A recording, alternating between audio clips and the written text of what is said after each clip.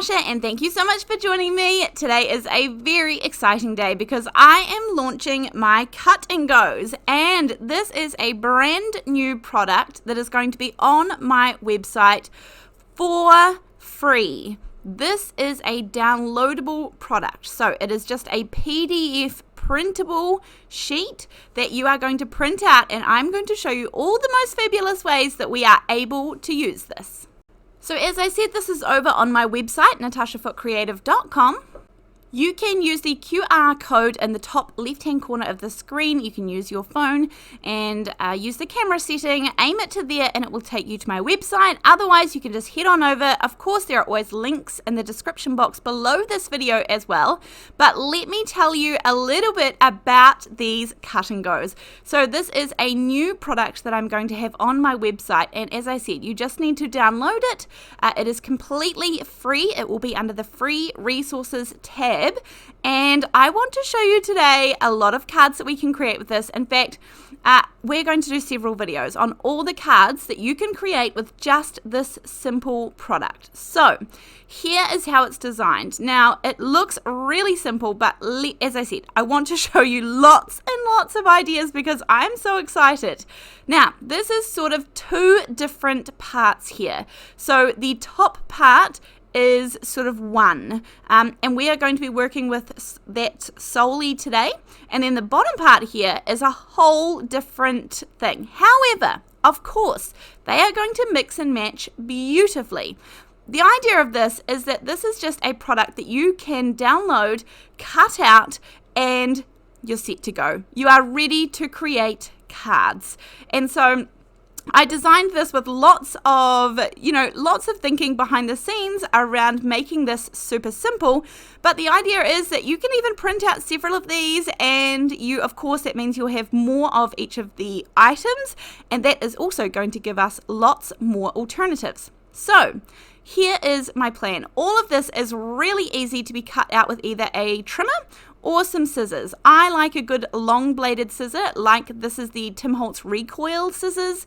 And as I said, I will link everything I'm using in the description box below, but honestly, the idea is that we're pretty set to go. Everything is lined up nicely so that you can, if you make a nice slice with the trimmer, that you'll be able to cut right along.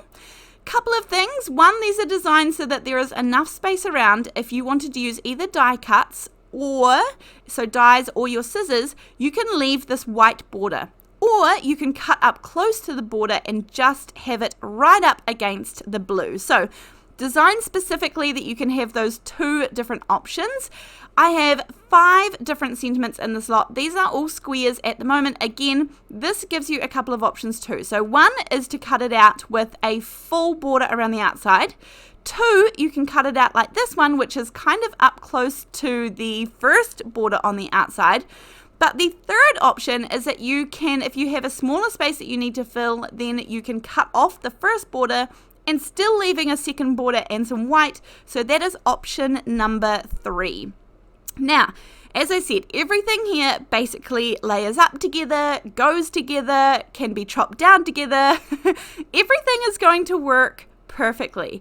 Now, as I said, the bottom part here is pretty much a different set of cards, although in future I will do some videos and show you how to work them all together. But all I'm going to be doing is using those top few items. So there are 3 of these longer strips that are going to work beautifully. Now these are not a full length of your 4 1/4 by 5.5 inch, so they're not 5.5 inches tall. I'll show you how they're going to work for this one. Then you've got these 2 outlined sort of border squares. You've got 2 sentiments as well that I have cut out. And let's get in cracking to show you how these can be put together. Now, I'm actually going to make a couple of cards, but I do want to show you different options along the way. So I obviously have a card base, and this is going to be a card front. At the moment, I have the card front cut down to be about 4 by 5 1/4 inches, just to give us a little border. Now, these 3 strips are meant to fit along the front of your card. And then once you put them kind of closely together like this, they have an even border around the outside. Now, you can layer up your sentiments and your blue squares, and that way it would give it the blue border like I have at the moment. You could just do the squares by themselves, and that is going to stand out nice against the blue as well. You can cut off an extra border so that you have more of the blue border showing. That's a whole nother option. And as I said, these are not... these are quite easy and basic cards, but wait till you see we can just build options with these. There are so many options. This could be a starter for you, or you can just be done with exactly what is here. Now I have this little die cut strip. This is from the Winter Borders set, I think it is. It was in my scrap bin, but if you pop this along there, then that is also, again, just little bits that you can add. You could use 2 of those and cut this one off here so it's a little bit shorter, and then you could add in some of the sentiments to go there. Imagine some foliage or something coming out of the side of those ones. Or in the background, if you did some light inking of a brick wall or a stone wall, like through a stencil or something, you could have a plain white die cut, like a full cover plate die cut behind it. That would give some interest. You could emboss the cardstock that you put all of these on. That would give some interest in the background. And as I said, or you can just leave it plain and have it as is, because these are going to make beautiful cards. You can cut off the borders and have more of the blue showing. Now, I know that at the moment, this is coming out in just blue. You are welcome to leave some color suggestions down in the description box below this video on YouTube if you would like different colors that you think would be useful. I am, of course, a blues girl, and so I obviously lean towards the blues. I'm not saying that this won't come out in other colors, because that is perhaps an option for the future. However, for the minute, it's going to be just this one, but let me tell you, and I'll show you some examples of how we can incorporate in other colors as well. Now, I'm going to glue these ones down. I'm actually going to make the card now instead of just showing you ideas. I've got them all glued down. I use the liquid Ranger multi-medium in the matte finish, and I like this glue because it gives me a moment to wiggle, like it gives me a good moment. The other glue I love, which you might know, is the art glitter glue, and I really do love that art glitter glue, but honestly it dries really fast. So I like the matte medium. It gives me more of a minute to move things around.